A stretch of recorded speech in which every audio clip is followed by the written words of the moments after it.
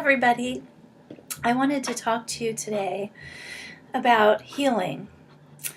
I've talked to hundreds and hundreds of people who are suffering because their animals are suffering. And it's really occurred to me lately that we allow healing to happen when we have a shift in perception. Having a shift in perception can open up all sorts of possibilities for people and for their animals.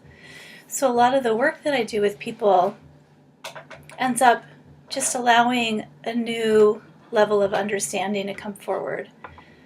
And then people see things from a different perspective, and then the energy shifts and things can change.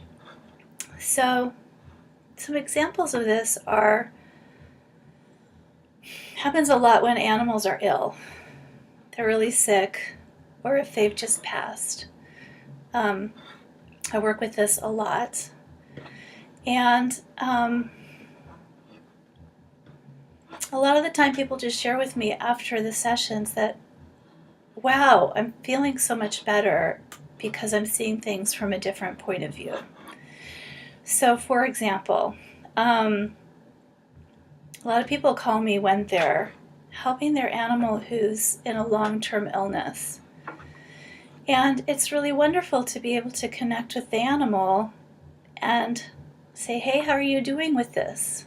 How are you feeling? What's your day-to-day experience? Are you struggling with the pain and with the illness and with the treatments and all of that? Are you beginning to transition out energetically from your body so the experience isn't so intense? All those sorts of things can really help the people know how to support their animal better through their illness. And also, of course, after the animals transitioned, being able to connect with them and hear from their perspective what it was like for them to go through that transition and where they are now in spirit is a huge shift and gives a huge opening to people to understand from another point of view. So it can be very, very healing. For example, I have a client a lot of my clients' animals like to work with them on projects, on their own healing work. Some of my clients work on animals also, and so their pets help them with that. And they can continue those kind of projects energetically even after they pass into spirit. And they can help their person tune into them more energetically after they've passed. So that's a huge shift in perception, and it really often helps lighten the heart of people who are missing their pets and in grief and longing for them. And so sometimes with the help of an animal communicator, they can connect with their animal and have a new focus, a new way of relating to them once they're in spirit and it's all energy work.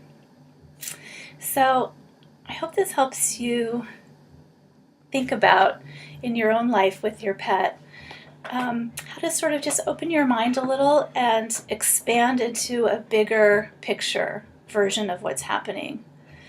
Our mental minds like to put things into categories and things that we understand and that we know.